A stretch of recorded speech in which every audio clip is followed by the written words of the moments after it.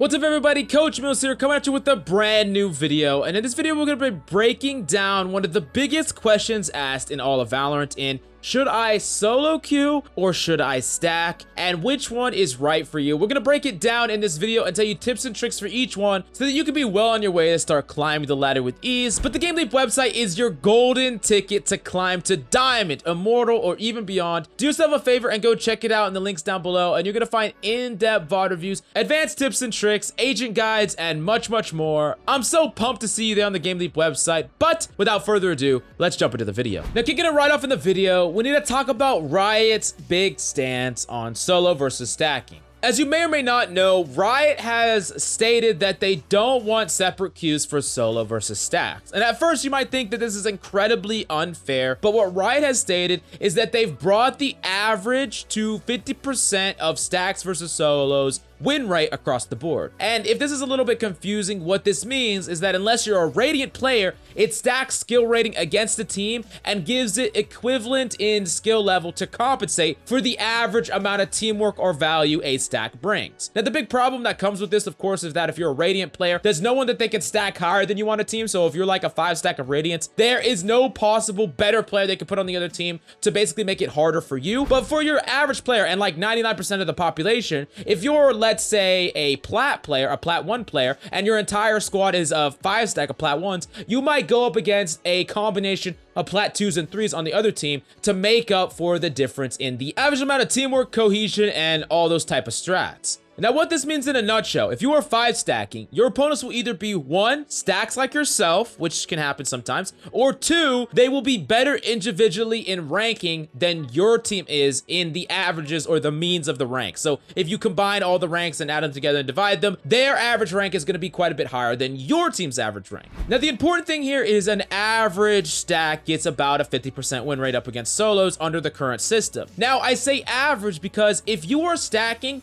but you don't do the average, you go above and beyond with strategies, tactic, you will be contributing much more than an average stack worth of value, and it can be hard for solos to overcome that even if they are individually better in the ranked system. Now, this tells us some actionable things about what you absolutely can and can't do if you plan on 5-stacking and playing a ranked game of Valorant. This means that generally, just stacking with just good players, and that's all, you find some good players and you stack as a 5-stack, that's typically not going to be good enough, because any team that has any sort of premeditated strats or synergy, they are going to be better than you, and they are probably part of that average, which means you're just going to put yourself up against much better individual players, and you don't have the synergy to overcome that, so you're probably just going to set yourself up for failure and lose. Now, another thing you should not be doing is just stacking with your buddies that you just play with casually. It's a no-go if you want to win. You need to be taking it seriously if you're stacking, because teamwork and synergy is the only thing that's going to bring you up and over, because like I said, they're going to be individually better, at least in rank. Now, that being said, however, if you plan on stacking, here's some big things that you can do that can give you a competitive edge, whether you go up against solos that have more SR than you, or if you go up against other stacks. The first thing that you should do is have a set team composition on each map and set it up before you even stack together, because one of the biggest benefits of stacking in the first place is that everyone can play their best agent. And if you're not comfortable on an agent, you should never have to filter that agent if you're playing in a team composition or a stack. It's pretty obvious, but you'd be surprised how many stacks just throw themselves together,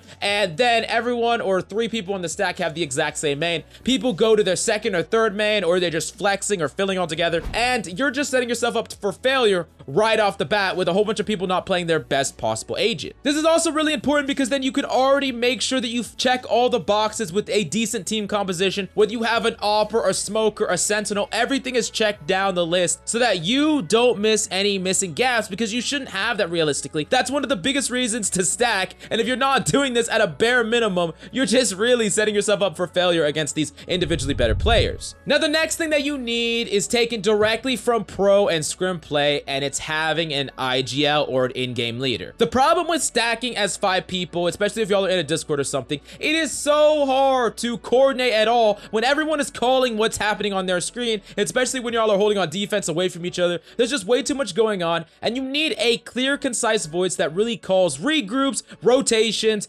and decisive decisions on the battlefield that everyone listens to. Almost like a general, almost like a shot caller, of course. And you might be thinking that you don't want an IGL unless you could find that perfect person to be one, but I guarantee you having one and having some sort of actual game plan or a decisive voice that tells you exactly what to do in game in the macro sense is going to be way better than just have a muddling of comms and disagreeing about let's do this, no, let's do this, no, let's do this. It's going to be a disaster, and you need an IGL. There's a reason that every single pro player has an IGL. It's because of this exact reason. Now, the third thing that you should be doing is clarify locations or specific strats as a team if any discrepancies come up. Every single person should understand exactly what you're talking about when you call it a certain location, and if there's something that is not called anything, y'all can make up a name for it as a team, especially if it doesn't have a name on the minimap. Sometimes there are a lot of places like that, and you can quickly call that and make sure that everyone is on the exact same page so that communication is never disrupted. The last thing I would suggest is, of course, if you're going to be stacking as a team, the best thing to be stacking with is your scrim team. If you're scrimming, stack with your scrim team. You're going to have more synergy on average because all these people that are just randomly stacking together or stacking with their buddies, they are not going to have the synergy that y'all do as a team that play together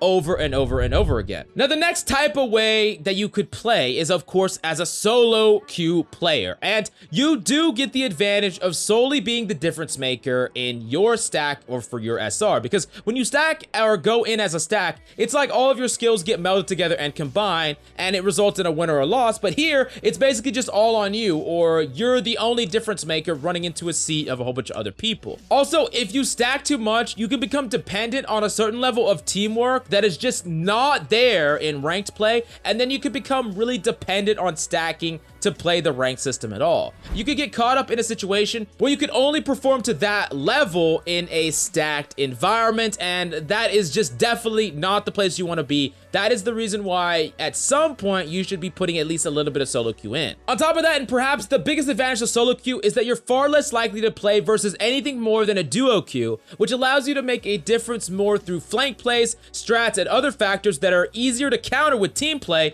But in a ranked environment, these type of strats are a lot more viable because you're not going to have the consistent check boxes. You're not always going to have the flank trips or the turret on the flank. You're not always going to have the perfect smokes. In a ranked environment, there is a lot of room for you to make individual plays because those things aren't blocked out by team play and communication. Now, that being said, however, the biggest downside to solo queue is that it's going to subject you far more to randomness or RNG, random number generator, in your games. There'll be players throwing sometimes, quitting, or simply just playing terrible. You're also way more subjected to toxicity with randoms, so if that's a deal breaker, I understand, and it's, of course, you could always just play in a stack. Now, far more tangible downside is that you don't always get to pick your best agent. In a stack, you can pick your best agent always, but in solos, someone may lock it, or if you're in a scenario where your team lacks like smokes or info, you might either be put in a fill scenario where you're filling onto a character, and if you fill onto a character you don't really play, you're basically just hoping and praying that your teammates carry you pretty much because you're just going to be doing your job and nothing else. And if you don't fill and you just play your best character, now you have to carry so hard that you have to overcome a bad team composition, which is just very, very difficult as well. So you're kind of caught in between a rock and a hard place here. All in all, I do think solo queue is probably pretty good for you as a player to help you improve, and it's a legitimate strategy that's far better than playing in a stack that is just random stack that don't do what other things I talked about. But in general, if you have a coordinated stack, you're going to isolate a lot of that randomness aspect, and it's going to probably be a much more enjoyable competitive experience. But I do have a compromise, and in my opinion, this is the best way to grind the ranked ladder. If you want to win the most games, have the most impact, and just have the most consistently fun time, then I would highly suggest duo queuing. Now, there are a lot of pros to duo queuing, so let's break them down. The first, and one of the biggest reasons why duo queuing is awesome, is that executing duo combos and plays is so much easier with less comms. We talked about how in a stack, there's like 5 people, right? And you're all in Discord or whatever, and you're talking to each other. How hard is it to set up a combo play when you are on B site with your partner and the other 3 people are on A site, but they're all talking about their combos? Y'all are just overlapping each other, and you can't just mute each other like in the middle of the game. It is so hard. You basically have to do these things silently, and that's just really, really ineffective if I'm being honest. If you're just in a Discord with one person and you and him are consistently comboing plays together, comboing abilities together, dual executing swings together, that is going to be a way that you're way more efficient, and it's going to be really clear and concise with the comms, and it doesn't take a lot of setup like all the other stuff I talked about with stack play. You don't have to set up plans, make like keywords for certain strategies. You don't have to do any of that crap. It's just really simple, concise, and very easy to get joint value. Now, something that I would highly suggest, however, is duoing with a role that is not yours. So if you're a duelist, duo with someone like an initiator, or if you're a sentinel, duo with someone like a controller, or any mismatch, but do not duo with your same role, because if you run into someone else in random queue, those random 3 people, you're going to have to fill. If you're a duelist and your partner's a duelist, and both of you insta-lock like Jet Rays, then your team, you're just hoping and praying that you have a sentinel and a controller, or else you're just gonna make it so you have to carry fundamentally harder and overcome a bad team composition. You're just setting yourself up for failure. Don't do that to yourself. Duo with somebody that can fill another part of the needed composition to have an easier time winning the game without having to carry above and beyond to overcome for that strategic disadvantage. Now in a duo stack, you're going to be way less likely to go up versus stacks. You're going to bring a decent amount of synergy and team play, and your synergy is only going to grow more as you duo more and more games. On top of that, these same ranked strategies like flanking and different individual carry strategies that we talked about that work in solo queue work just as well as they do in duo queue with perfect crossover, because it's typically just solos and duos most of the time. But I promise you, you're probably going to notice if a team is a stack right away just based on how they're playing alone. Now, as a last bit of warning though, as far as picking the perfect duo partner, I would highly warn against stacking people that, one, don't take the game seriously. If you take the game seriously, you want to take it seriously, you want to climb, you're going to be stacking with someone that is not improving, not taking the game seriously, and just messing around, and that's going to hold you back realistically. The second thing, you don't want to be stacking with people that are toxic in general. You don't want them bringing you down. You get enough of that toxic BS from randoms in your game in solo queue, and one of the biggest reasons to duo queue in the first place is to not allow yourself to lose your damn mind when dealing with all the toxicity that comes from ranked. So make sure that you don't get a duo partner that just contributes to that toxicity with you. And then the third thing is, don't ever blame or let your teammate blame you for the loss. If this happens, just drop the partnership and go find a new duo partner. This is completely unneeded. You could talk about what went wrong, individual failings and team failings and things like that, but do not ever blame your partner. Like, what's the point of that? You are trying to work together, you're trying to win, so just keep that in mind, and you're gonna be all set up to easily climb the ranked ladder with a perfect duo queue partner. But if you have that perfect partner and you want to play with him but he kind of sucks, go throw him onto the GameLeap website and we'll be sure to help him climb all the way in rank, become that amazing carry player that is going to help you climb to the highest rank. So do him a favor and send him a GameLeap link, and both of y'all can go check out the GameLeap website where we have in-depth tips, tricks, VODs, everything you need to climb. But thanks so much for coming to this video. Thanks so much for being part of the GameLeap community. That's all I got for you today. I'm Coach Mills, and of course, until next time.